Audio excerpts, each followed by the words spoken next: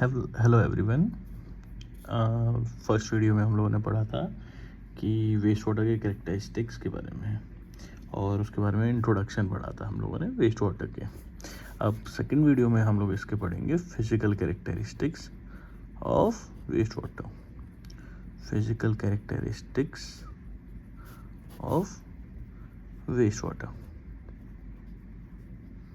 ठीक है। इसमें सबसे पहले आ जाता है आपका टर्बिडिटी, फिर दूसरे नंबर पे आ जाता है इसका कलर, तीसरे नंबर पे आ जाता है इसका ऑर्डर, चौथे नंबर पे आ जाता है इसका टेम्परेचर। टर्बिडिटी तो जो होता है वो होता है, टर्बिडिटी मतलब आपका लाइट पेनेट्रेट कितनी हो पा रही है, कितना विजिबिलिटी हो पा रही है, उसको कहते हैं हम लोग टर्बिडिटी, ठीक है। इसको हम लोग मेज़र करते हैं फोटोमेट्रिकली, ठीक है। और जो ये टर्बिडिटी होता है नॉर्मली, मतलब इसका जो वेस्ट होता है ये मोस्टली होता है फेशियल मैटर से, और पीसेस ऑफ पेपर होता है, या ग्रीसेस हो, या फिर सब्जी के छिलके हों, वेजिटेबल डेब्रिस, फूड डेब्रिस, और ये सब होता है आपका टर्बिडिटी के अंदर। और जो कलर होता है आपका, कलर मोस्टली आपका वेस्ट वाटर में एज डिसाइड करता है, ठीक है। एज डिसाइड करता है। ये कलर जो है वो नेकेड आइज से भी हम लोग पहचान सकते हैं। नेकेड आइज से मतलब हम लोग अपना डायरेक्ट आंखों से देख सकते हैं। ये जैसे जैसे हम लोगों का कलर मतलब वेस्ट वाटर का जो है एज बढ़ेगी, स्टार्टिंग में ये होगा ग्रे, जो हम लोग फ्रेश वेस्ट वाटर होगा वो होगा ग्रे कलर का, और जैसे जैसे इसकी एज बढ़ती जाएगी ये ब्लैक कलर में होता जाएगा, डार्क कलर में, ठीक है। इसको कहते हैं हम लोग कलर। और जो the most common method of colour removal is by coagulation followed by sedimentation. Coagulation भी अभी हम लोग आगे पढ़ेंगे और सेडिमेंटेशन भी हम लोग अभी पढ़ेंगे, ठीक है। ये होता है आपका कलर के वजह से। फिर उसके बाद आ जाता है ऑर्डर। ऑर्डर मतलब स्मेल कैसी आ रही है। जो ऑर्डर होता है मोस्टली वो होता है आपका H2S और CH4 के वजह से। H2S होता है आपका हाइड्रोजन सल्फाइड और CH4 होता है आपका मीथेन। ये जो है मेनली आपका ऑर्डर इन दो गैसेस की वजह से होता है, ठीक है। और सिंपल लैंग्वेज में कहें कि ये जो डिकम्पोजिशन ऑफ ऑर्गेनिक मैटर होता है वो भी इसी की वजह से होता है, ठीक है। जो हम लोग का फ्रेश सीवेज होगा उसको हम लोग वो होगी मस्टी स्मेल, ठीक है। टेम्परेचर है जो इंडिया में मोस्टली इसका टेम्परेचर लिया जाता है 20 डिग्री सेल्सियस, ठीक है। ये होता है आपका फिजिकल कैरेक्टरिस्टिक्स। अब सेकंड नंबर पे हम लोग आएंगे chemical characteristics. Chemical characteristics of waste water engineering. इसमें हम लोग का सबसे पहले आ जाता है total solids. Total solids, suspended solids और सेटलिएबल सॉलिड। सेटलिएबल सॉलिड्स, ठीक है। सस्पेंडेड सॉलिड्स तो पता है, जो आपके फ्लोटिंग होते हैं, फ्लोटिंग मटेरियल होते हैं जो वाटर में फ्लोट करते रहते हैं, उसको कहते हैं हम लोग सस्पेंडेड सॉलिड, ठीक है।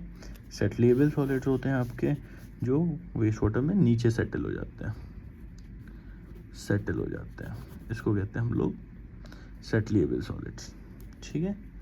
और डिसॉल्व्ड सॉलिड्स होते हैं, डिसॉल्व सॉलिड्स होते हैं जो वेस्ट वाटर में डिसॉल्व हो जाते हैं, घुल जाते हैं, इनको कहते हैं हम लोग डिसॉल्व सॉलिड। एक होते हैं आपके कोलाइडल सॉलिड्स। कोलाइडल सॉलिड्स होते हैं जो वो होते हैं फाइनली डिवाइडेड सॉलिड्स, या तो सस्पेंशन में रहेंगे या सॉल्यूशन में रहेंगे, ठीक है।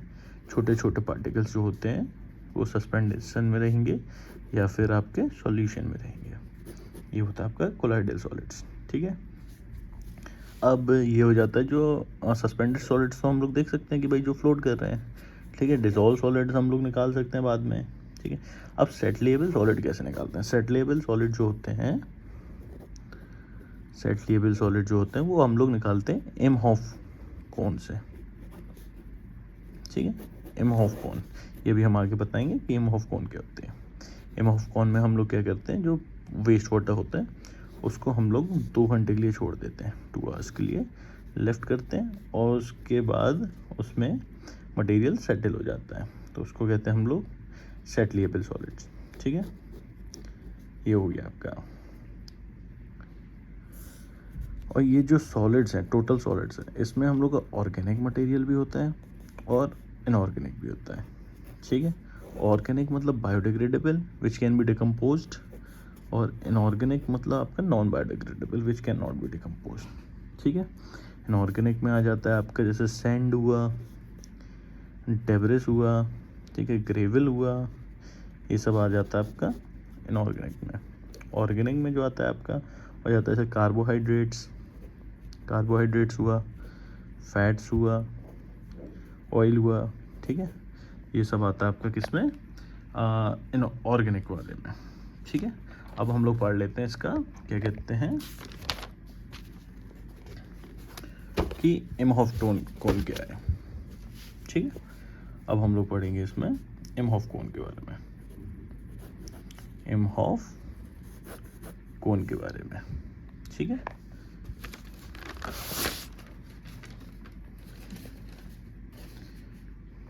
इमहॉफ कोन क्या होती है, इस टाइप की होती है कोन।